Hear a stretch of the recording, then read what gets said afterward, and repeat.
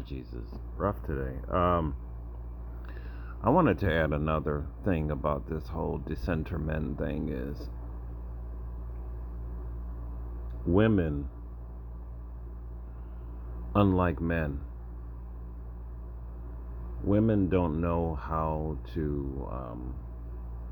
They don't know how to lose grace graciously or great, yeah, graciously.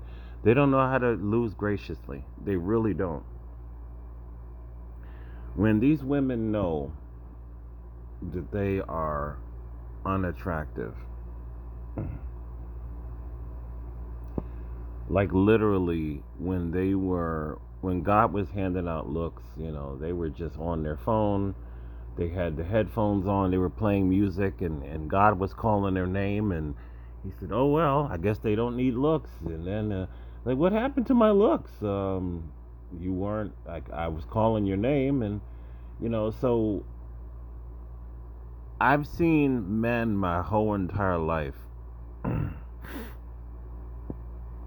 graciously accept the fact that they don't look like nothing. They ain't never gonna look like nothing. Their chances with getting women will never be great, and they just accept it. They just accept it. They don't make a big deal out of it. They don't hate anybody. They don't go on this hate women tirade. Well, some do. Some do. I remember the infamous Elliot Rogers, that was his name, the white Asian dude who did something. I think he shot a couple of people because nobody wanted him. And there was another guy, what was his name? I know the names of these people, but I haven't. He was an older white guy, I'd say in his 40s, and women were just not giving him the time of day. And because he was like creepy looking. He was socially awkward. Those of you who know his name, you could put it in the comment section. And he went into an Asian nail salon. He killed a bunch of Asian women, and that goes hand in hand with what I'm saying. Like, for the Asian women that are swirlers and obsessed with white men, they don't remember that incident. That incident never happened to them, and they'll just continue on with their white worship. And nothing to see here, and that's about it. But millions of men, if they don't have the looks, they don't try to pretend that, you know, or they don't engage in negativity when they don't have the look. They just work on other areas that will give them success. Like, how many men? I can't remember the last time I looked. Like, the vast majority of the world is below 6 feet. If you are a man and you are 6 feet, you are in an exclusive club. You know what I'm saying? And if you are a man and you are above 6 feet and you got a lot of money, you are in a very exclusive club. So that never stops short guys. Short guys just find the women that they can make it work with. Not every woman is on that you got to be 6 foot tall time. Not every woman is on that time. Some women, they just they will date a short king. They will. But just like, she's right. Short, blunt girly. She's right. I gotta take a pill. It's the ugly women that are constantly talking about decentering men. It's not the pretty women. It's the ugly women that are usually Democrat progressives that are so miserable, and they talk about decentering men, right? The extremists. And this is something that nobody's really studied, and I would call it the female extremists in the Western world. Nobody talks about these female extremists because they're not coming from a religious background. That's why nobody talks about it. They're just coming from just extreme ideologies, extreme attitudes, actions. Like, to sit here and to tell millions of women that they need to quit men. Why is this not labeled extremism? Why is this not labeled extreme behavior? Because Kamala lost an election, so we're all just gonna go on some on some sex strike. Why is this not labeled extremism? Well, it's not because nobody's hurt, nobody's dead. I get it, right? But when do we get to the point where somebody will get hurt and somebody will get dead? Meaning,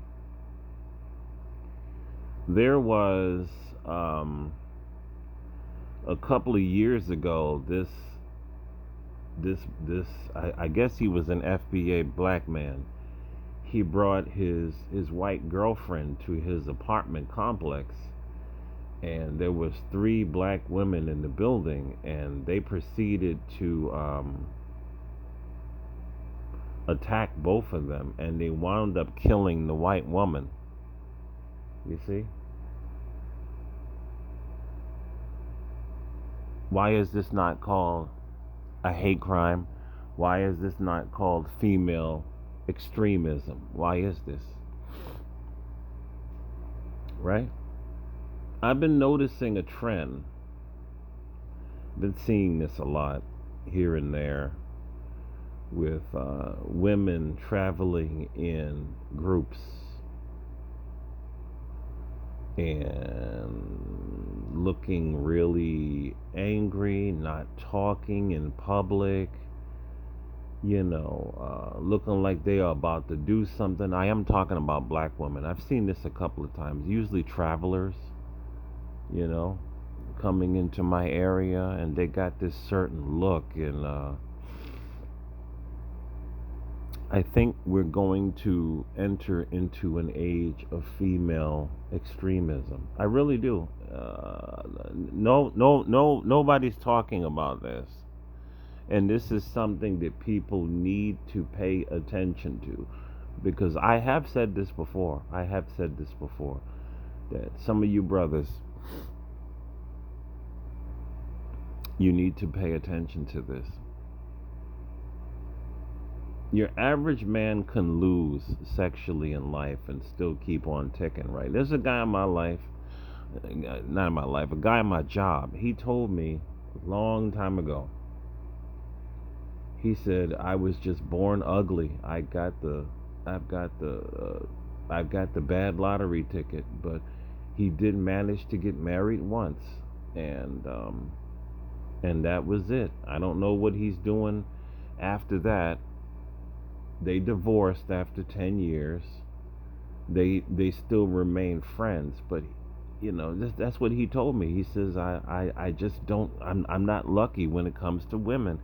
So he just deals with it. He's been working for 30 years. He just continues to work, stay positive, take care of he has two children by the woman, and he just continues to live his life, right? But women, it's different. A lot of them are becoming extremists, and nobody's talking about this because it hasn't really gotten widespread violent. But I believe at some point it will. Their extremism, from what I could see, is being manifested, and there's large numbers of women that are openly and defiantly shoplifting. This has been going on for the last couple of years. All races of women have been doing it, but the ones that stick out the most are the black women who are just violently running in these stores and snatching things and going off in their cars and getting arrested because obviously a lot of them are broke and they woke up one day and they have decided to engage in strong arm robbery. This is exactly what's going on. See, contrary to what these people are saying, they're not outpacing us. They're not outstripping us. They have lost over 100,000 jobs recently, and it's going to get worse. And all I have to say to some of you men that are blessed and you still have a job or two jobs or and a side hustle and you got investment income or whatever you got stuff going on. And some of you SYSBM brothers who are going to be out there with these white girls and with these Marias and Ling Lings, you better keep a gun on you. You better keep a gun on you because it has already happened once that I know of, and don't be surprised in the not too distant future. It will happen again. Like these groups of women are going to be angry that number one, you're surviving and you're thriving, and they're not. Listen, I'm here to tell you. Ever since I've been back to my office job where I deliver services for the community, right? The amount of grown black women who don't even have a cell phone is shocking. I mean, shocking. This is America. I have two phones. I've never really had two phones at one time, but now I do. I have two phones. We have women coming in there, they don't have one phone. They have to use the government's free phone to check on jobs and to call employers back and to set up stuff. It's gotten that bad. So you dudes that are doing SYSBM, be careful. Be careful. I'm telling you. I'm telling you. You know. Hopefully I can find that video where they killed that brother's white girlfriend, right? Men know how to lose and move on. Some do. Some do. But some don't. And that's not a regular occurrence. But as this economy continues to get bad, and you're going to see more and more, especially more and more black women lose, you're going to see a lot of them behaving in ways that are going to completely shock you. So that's all I wanted to say. Women as sore losers and female extremism, I believe it's going to get worse. I really do.